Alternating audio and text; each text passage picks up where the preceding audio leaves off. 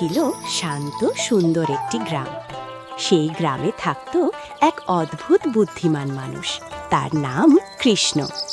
গ্রামের সবাই তাকে খুব ভালোবাসত, কারণ সে শুধু মজার কথাই বলতো না, তার বুদ্ধি দিয়ে অনেক জটিল সমস্যার সহজ সমাধান করে দিত। গ্রামের লোকজন প্রায়ই বলতো, কৃষ্ণের মাথায় যেন আলাদা এক বুদ্ধির ভাণ্ডার আছে। কিন্তু সবাই কৃষ্ণকে পছন্দ করলেও গ্রামের জমিদার তাকে একটু অপছন্দ করতেন, কারণ কৃষ্ণ মাঝে মাঝে তার ভুল ধরিয়ে দিত।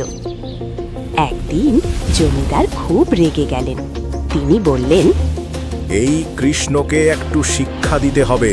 তাই তিনি গ্রামের মাঝখানে ডেকে পাঠালেন সবাইকে।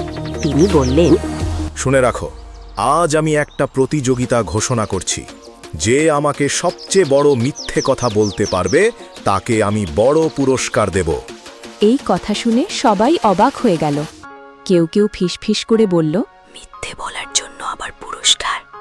সবাই এক এক করে জমিদার বাড়ি গিয়ে চেষ্টা করতে লাগলো।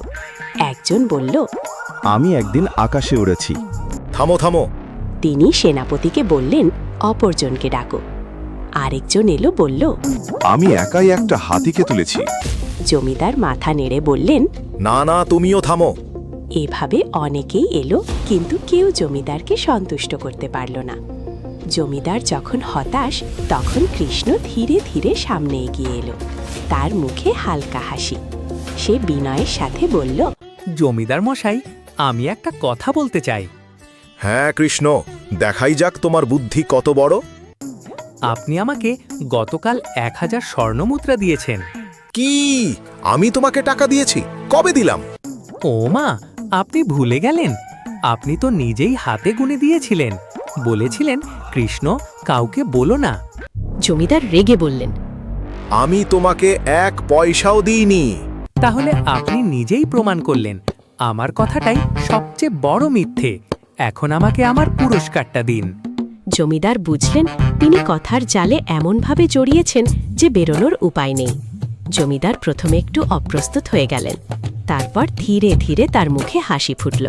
তিনি বললেন, কৃষ্ণ, তোমার বুদ্ধির কাছে আমি সত্যিই হার মেনে গেলাম।